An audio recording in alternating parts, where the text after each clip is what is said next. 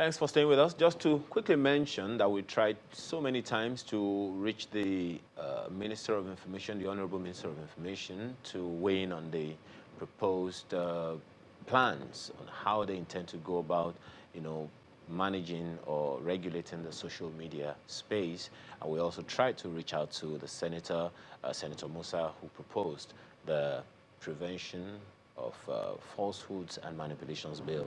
But we're still waiting, hoping that they will respond to us anytime soon so that we can get the other side of the news as well. But let's move on to something still in the realm of politics. We still have Senator Paul Ananaba with us here.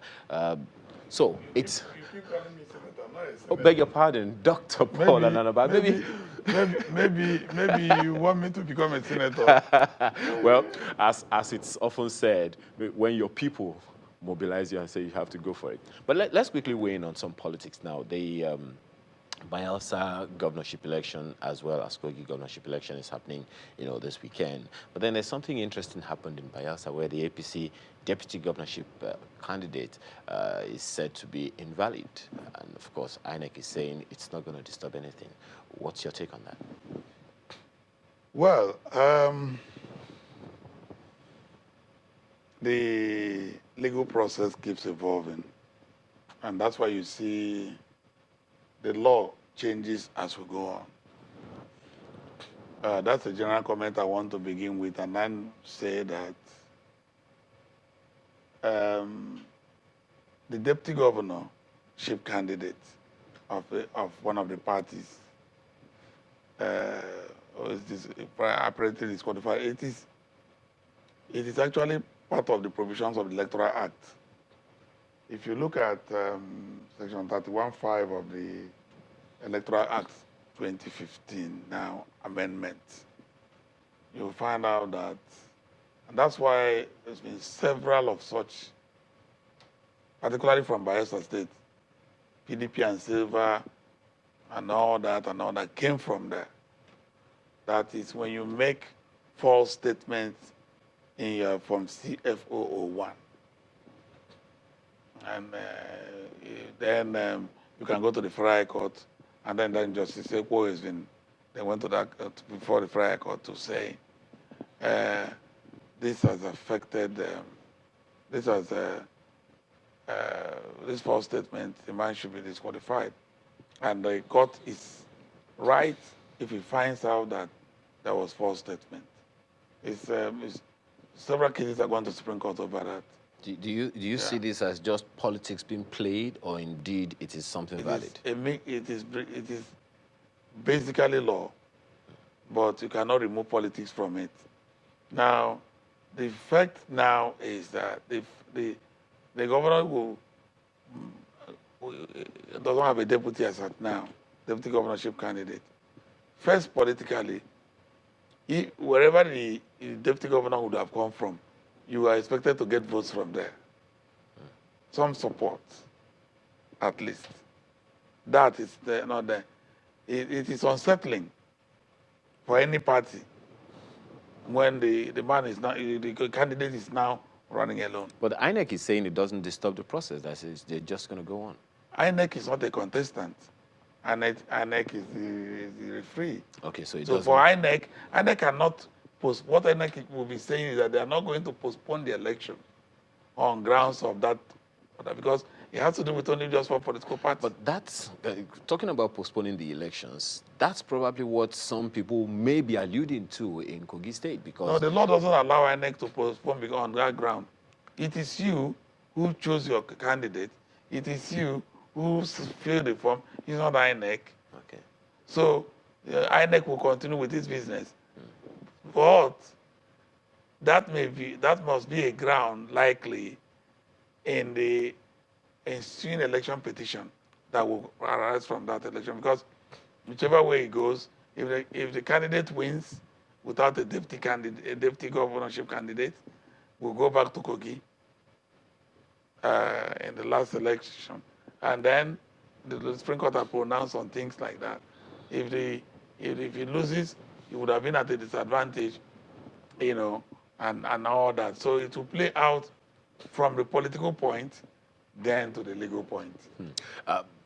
Just to quickly mention, the same thing seems to be happening in Kogi State, well, maybe something a little different. You talked about INEC not having the powers to postpone the elections, but in Kogi State, just yesterday, we heard that there was some fracas, that, some unrest, some security challenges there. You would remember that the INEC chairman has been raising issues about, potential violence in Kogi and Bayelsa State in the run-up to the elections. And at the peace accord meeting, yesterday, there was some unrest. The IGP, Inspector General of Police, was there, and of course, the INEC chairman was there.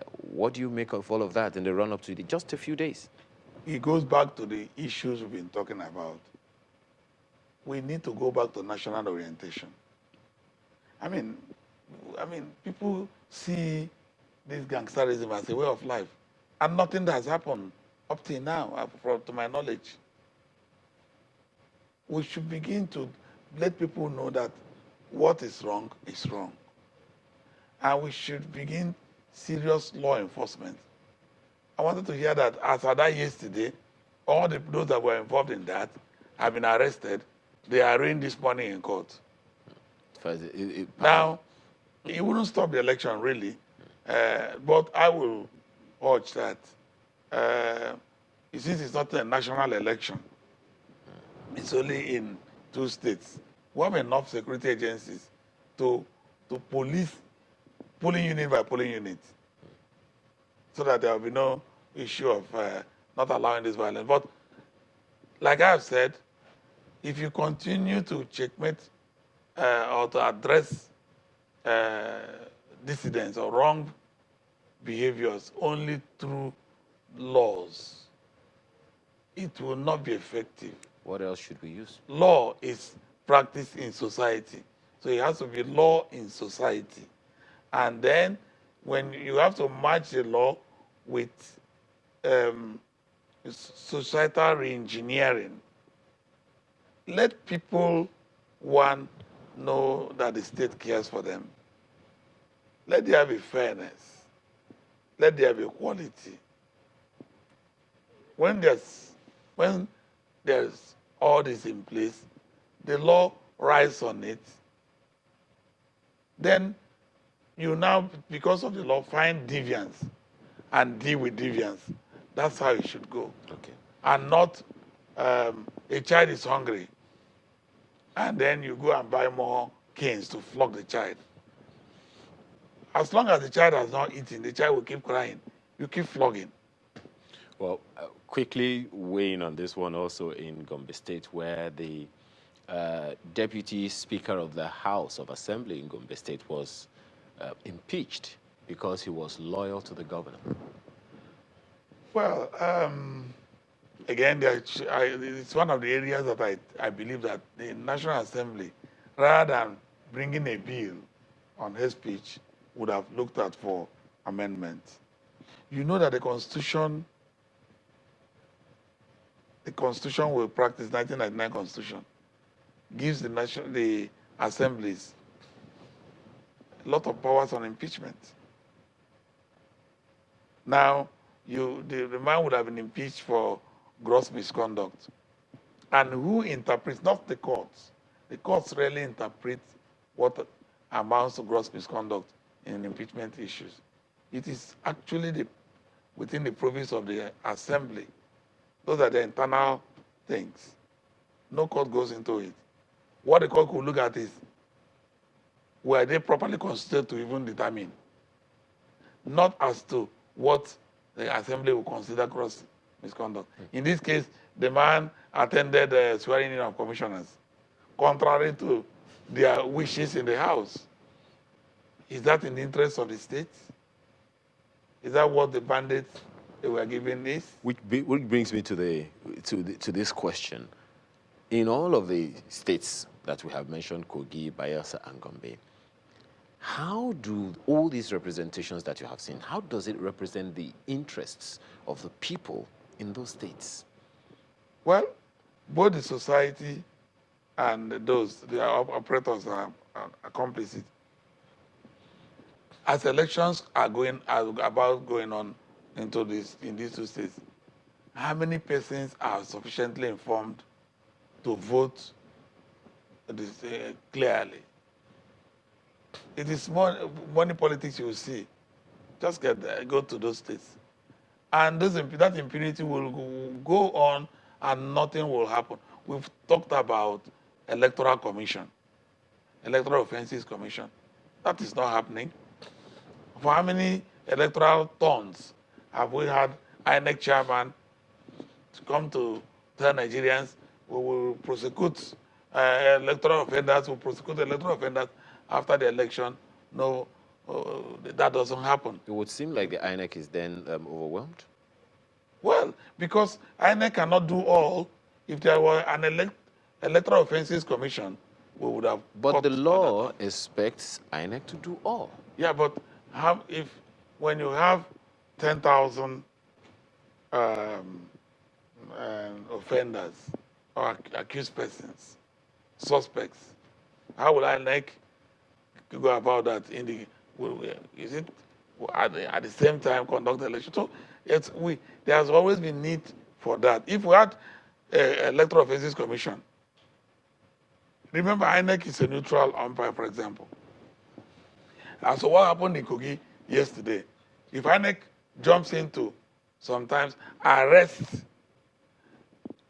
the next time you are likely to see the political party that put that in place to say they are using that to remove our core supporters.